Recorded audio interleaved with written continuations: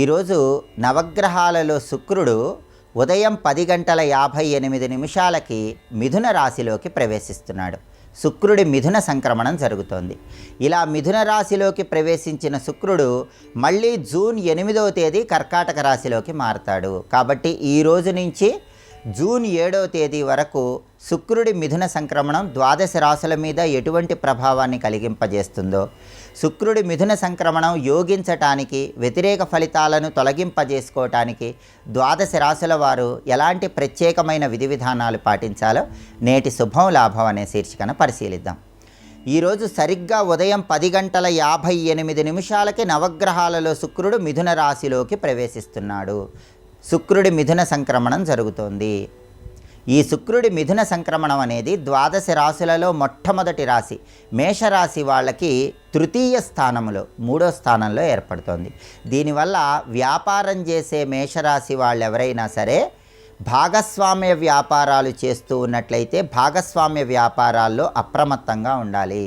ఎందుకంటే భాగస్వామ్య వ్యాపారాల్లో కొద్దిగా ఇబ్బందులు ఎదురయ్యే అవకాశాలు ఈ రోజు నుంచి జూన్ 8వ తేదీ వరకు ఉంటాయి. కాబట్టి భాగస్వామ్య వ్యాపారాలు చేసే మేషరాశి వాళ్ళందరూ కూడా పెట్టుబడులు పెడుతున్నా, ముఖ్యమైన నిర్ణయాలు తీసుకుంటున్నా 1కి 10 సార్లు జాగ్రత్తగా ఆలోచించి చేయాలి. ఆ తర్వాత వృషభ రాశి వాళ్ళకి ఈ శుక్రుడి సంచారంలో మార్పు ద్వితీయ స్థానంలో, 2వ స్థానంలో ఏర్పడుతుంది. ఇది అద్భుతంగా యోగిస్తుంది.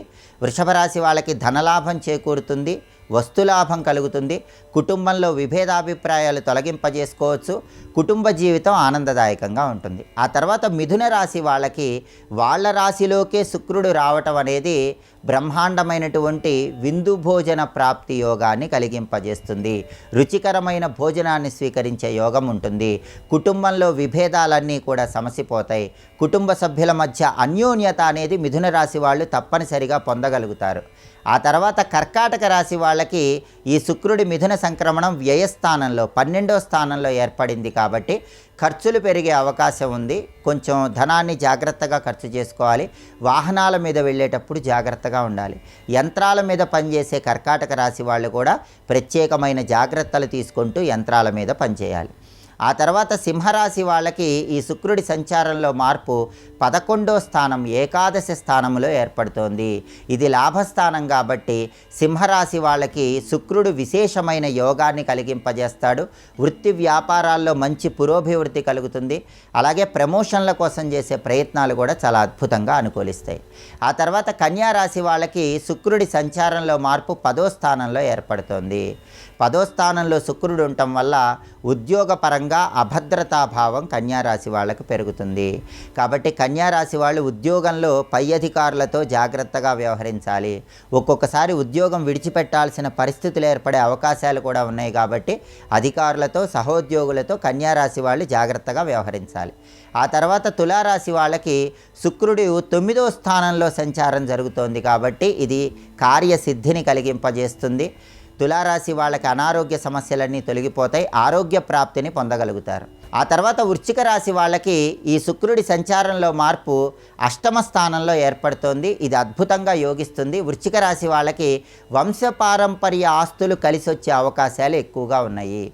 ఆ తర్వాత ధనుస్సు రాశి వాళ్ళకి ఈ శుక్రుడి సంచారంలో మార్పు 7వ స్థానంలో ఏర్పడుతోంది. సప్తమంలో శుక్రుడు రావటం వల్ల ధనుస్సు రాశి వాళ్ళకి జీవిత భాగస్వామితో విభేదాభిప్రాయాలు కలిగే సూచనలు ఉన్నాయి. కాబట్టి జీవిత భాగస్వామితో జాగ్రత్తగా మాట్లాడాలి. ఆ తర్వాత మకర రాశి వాళ్ళకి ఈ శుక్రుడి సంచారంలో మార్పు 6వ స్థానంలో ఏర్పడుతోంది.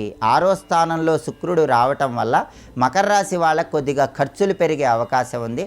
ధనాన్ని ఖర్చు పెట్టేటప్పుడు జాగ్రత్తగా ఉండాలి. అలాగే బంధువులతో కూడా మాట్లాడేటప్పుడు జాగ్రత్తగా వ్యవహరించాలి. కుంభరాశి వాళ్ళకి శుక్రుడి సంచారంలో మార్పు 5వ స్థానంలో ఏర్పడుతోంది. దీనివల్ల తల్లిదండ్రులతో ఉన్న విభేదాలు తొలగిపోతాయి, సంతానంతో ఉన్న విభేదాలు తొలగిపోతాయి.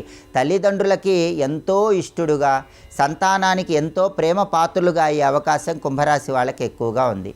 ఇక చివరగా మీనరాశి వాళ్ళకి శుక్రుడి సంచారంలో మార్పు 4వ స్థానంలో ఏర్పడుతోంది. చతుర్థంలో శుక్రుడు యోగిస్తాడు కాబట్టి మీనరాశి వాళ్ళకి వాహన యోగం ఉంటుంది. అంటే కొత్తగా బండి కానీ కారు కానీ కొనుక్కోవటానికి మీనరాశి వాళ్ళకి అవకాశం ఎక్కువగా ఉంటుంది.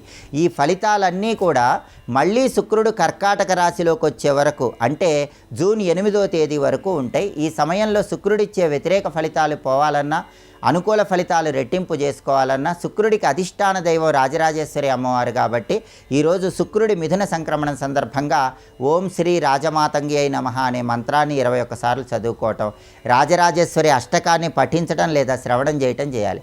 వీలైతే అలసందలు బొబ్బర్లు దానం ఇవ్వటం ద్వారా కూడా శుక్రుడిని సులభంగా ప్రసన్నం చేసుకోవచ్చు.